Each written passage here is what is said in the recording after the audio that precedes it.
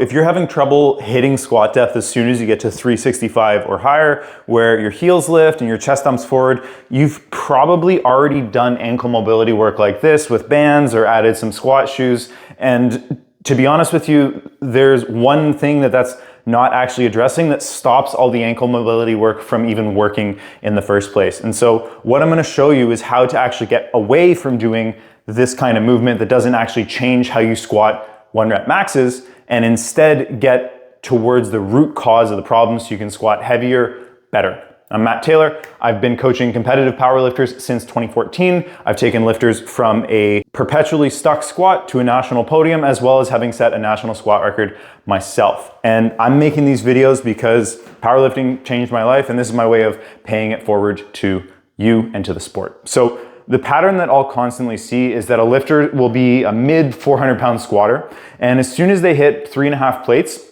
everything looks very different. There's a very pointed breakdown in their technique at that point, where they go from absolutely sinking depth on their squat to going down and doing something like that, where they get kicked forward and their heels will lift up, and often they'll go down this rabbit hole of seeing, well, my heels lifted, so my ankles aren't bending enough, and so I should work on my mobility. And that's a valid line of thinking if your ankles are actually the restriction, but there's actually a skill problem at play there, not a flexibility problem, when you have that really abrupt cutoff in the mid 300s and you're able to squat almost 100 pounds more than that. And so what I want to do is basically break down our order of priorities with the squat. And so as a squatter, as you get stronger, you're going to be squatting multiples of your own body weight, right? And so we need to look at this instead of thinking about what is my body doing, but look at it as what is the weight and my body doing together as a unit. So if you ever read any of the old Russian sports science books, or even just talk to a lot of experienced lifters, they talk about moving with the bar.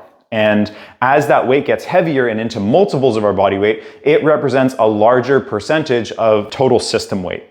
And so if you're thinking about trying to just bend your elbows or bend your ankles more, because that's going to keep your heels on the ground, that's akin to turning the music up on your stereo because your engine's knocking when we're looking at improving your squat. There's actually a bigger issue at play here, and that's really one of center of mass management. So I'll paint a visual for you.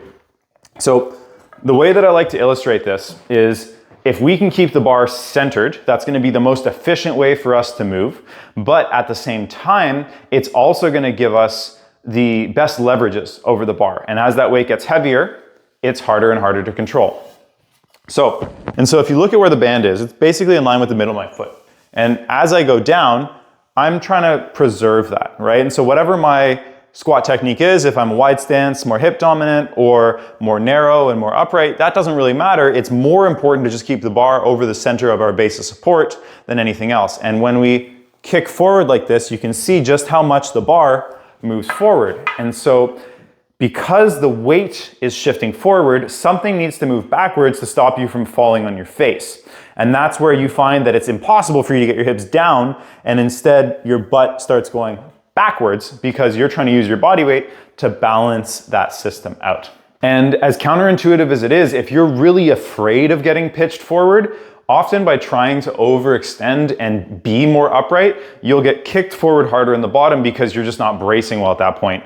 Well, that's really a discussion for a separate day. I want to focus more on that center mass management side of things. And so I've got a lifter I work with, his name's Dan. So he really struggled to feel like he was in the right position in the hole. And what we found in looking at his squat technique is that as the weights got heavier, he would just drift further and further forwards and not really manage that center of mass on his squat. And so in his prep for nationals this year, we had biased a lot of his training towards movements that really punished that forward drift in bar path, independent from torso angle. And so in our first block, we had done box squats to just teach him how to shift his weight back and use his hips a little bit more in the lift so that everything stayed more centered instead of going down and kicking forward.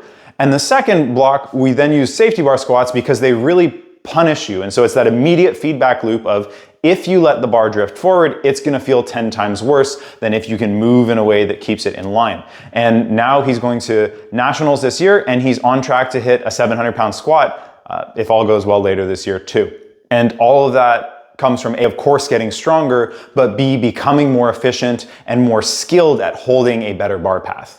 And look, I get it. It's easy to fall into this trap of quick fixes with your lifting technique, thinking, well, if I just stretch my ankles out, they'll move better, and in 5 minutes, my squat will be better. But the reality of going from being an intermediate where you can just technique hack your way to the next 10-pound PR and actually progressing it as an advanced athlete is doing the things that really take time and effort to build a better result. And your ability to have those inputs that take longer to see a result is going to be the difference between staying intermediate and really reaching that level of refinement that allows you to approach advanced and elite.